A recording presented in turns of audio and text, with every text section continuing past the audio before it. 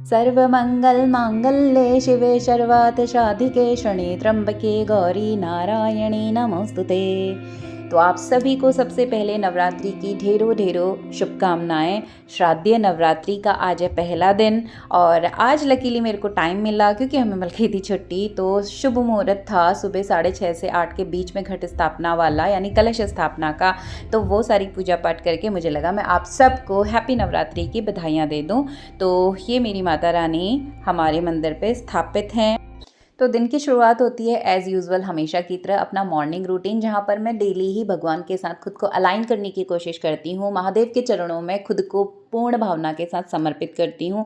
छत पे गई थी, 20 मिनट्स का मेडिटेशन किया, वापस मैं आ गई रूम पे। 2 रीज़न थे, एक तो कल योगा मैट बच्चे दोबारा से खोल के छोड़ा है तो पूरी भीग चुकी थी, बहुत पाला रात में गिर रहा है और मॉर्निंग भी पाला 6 बजे तक लगातार गिरता है। तो उसके बाद मैं नीचे आके रूम पे विंडोज़ ओपन कर ली और यहीं बैठ के मैंने किया अपने बेसिक कुछ आसनास। और थोड़ा सा मंदिर के लिए जल्दी फ्री होना था तो 4 बजे से उठे भी थे।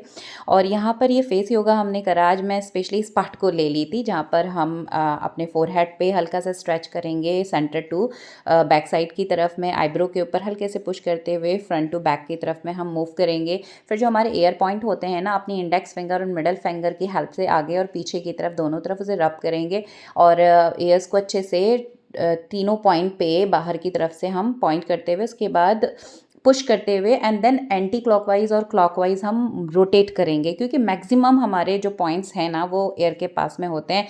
तो डेली 5 मिनट्स के लिए कहीं पर भी बैठे हुए सुबह, दिन में, शाम में ये एक्सरसाइज आप कर लीजिए, बहुत इफेक्टिव होती है। और उसके बाद हम फिंगर टिप से टैपिंग करेंगे पूरे फेस पे, टैप टैप टैप हल्के से टॉप पॉइंट से। तो ये ब्लड सर्कुलेशन फ्लो को बढ़ाता है फेस पे और स्किन आपकी जवा रहेगी।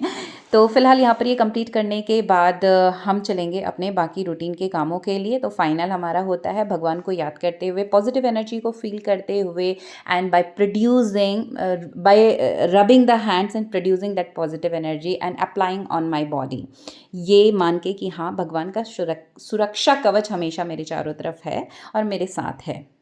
तो अभी नहा धो करके हम पहुंच गए हैं अर्ली मॉर्निंग में माता की आराधना और सेवा के लिए। तो बाकी का मंदिर शाम में हमने बढ़िया से क्लीन कर दिया था, पूरा धोना और सारी मालाएं सब कुछ किया। बस माता रानी का नहलाना छोड़ दिया था क्योंकि सुबह ही इनके वस्त्र बदल के स्नान कराएंगे ये सोचा था। तो अभी हम लोग नहा धो के, जोशी जी भी यहाँ पर साथ में आ गए हैं। तो मुझे तो आप हमेशा देखते हैं कि स्पिरिचुअल हैं, बट सभी स्पिरिचुअल हैं और स्पेशली माता रानी के साथ जोशी जी काफ़ी कनेक्टेड हैं। एक तो होता है कि हमारा किसी भी भगवान के साथ एक इंटरनल कनेक्शन हमें फील होता है।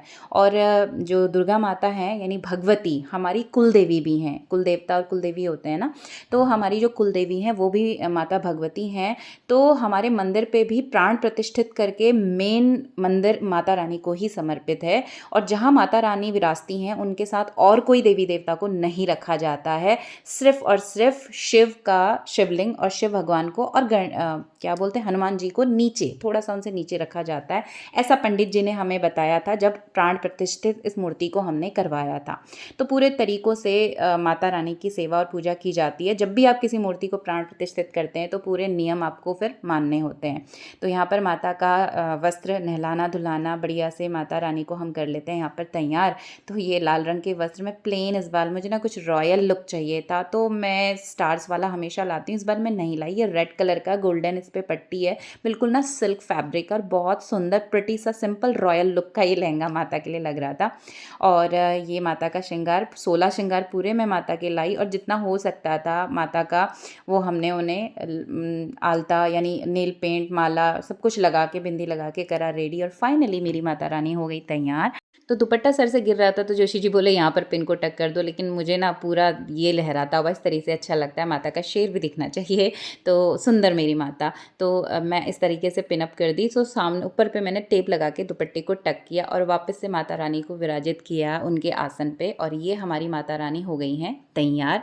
अब इसके साथ में हम ना कलश स्थापना करेंगे। कलश स्थापना करने के लिए हमें एक प्लेट, अब सबसे पहले नीचे गंगा जल से साफ़ कर लेते हैं। मैं चौकी पे करती हूँ और पिछली दिवाली मैंने ये प्लेट ली थी पीतल की, तो मैं इस पे कर लेती हूँ। स्वास्तिक बना लेंगे। स्वास्तिक हमेशा एक दूसरे की लाइन को ना कट करे, इस बात का आपको ध्यान रखना है। बाहर से अंदर की तरफ आएगा और इस स्वास्तिक के ऊपर से फिर मैं अष्टदल कमल बना लूँगी। कमल तो अवेलेबल नहीं हो पाता है, तो हम चावल में ही रोली और हल्दी मिला के उसका अष्टदल कमल बना लेंगे, यानी 8 पत्ते वाला। ये हमने फ्लावर बना लिया कमल स्वरूप, क्योंकि भगवान भाव को देखते हैं, ये कहा जाता है ना, तो हमने अपने भाव से यही स्वरूप समर्पित किया।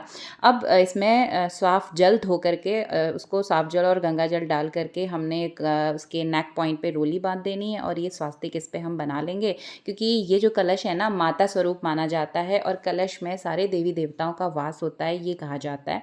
तो बढ़िया से इस तरीके से जैसे मैं बना रही हूँ आप इसको फॉलो कर सकते हैं। मतलब बाहर से अंदर की तरफ बनना चाहिए, लाइनें कट नहीं होनी चाहिए, इस बात का आपको स्पेशली ध्यान रखना है। लोटे पे साफ पानी भर के गंगा जल के साथ यहाँ पर हमने अष्टदल कमल के ऊपर स्थापित कर दिया। इसमें हम डालेंगे आम के 5 पत्ते या 7 पत्ते या 9, इस तरह से डाला जाता है। और यहाँ पर हम रखेंगे नारियल। अच्छा, नारियल जब हम रखते हैं ना, तो इस बात का ध्यान रखना है कि इसका मुंह हमेशा आपकी तरफ होना चाहिए।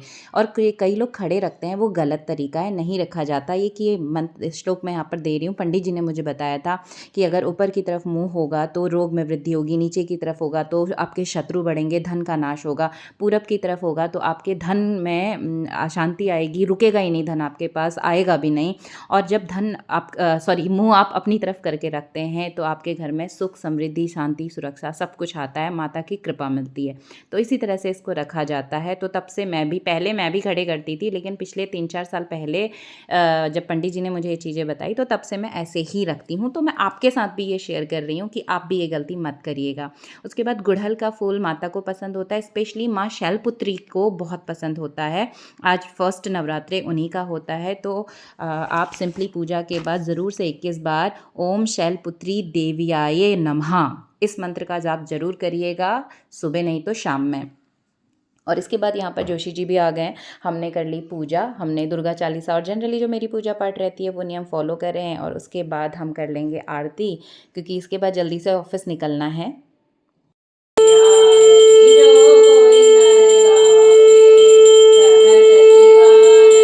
तो माता के भोग में फल, फ्रूट और मेवों के अलावा मैं एक पान के पत्ते के ऊपर 2 लौंग, इलायची, बतासा, सुपारी और कपूर ये रख करके 5 चीज़ों को रख करके माता को डेली मैं भोग लगाती हूँ।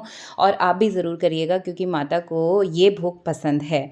तो यहाँ पर हमने अपनी पूजा पूरी कर ली यहाँ पर। और अब शाम को हवन, छोटा सा एक हवन के फॉर्म में यही सारी चीज़ें जो माँ को चढ़ाई हैं, लौंग और कपूर वगैरह पान के पत्ते में, उसको हम हवन में डालते हैं। ये माना जाता है कि इस तरह से वो हवा के फॉर्म में भगवान के पास पहुंच जा रहा है। तो ये थी एक छोटी सी शेयरिंग। और एक बार फिर से आपको नवरात्रि की ढेरों ढेरों ढेरों शुभकामनाएं। मिलती हूँ अगले फुल ब्लॉग के साथ, तब तक के लिए बाय बाय।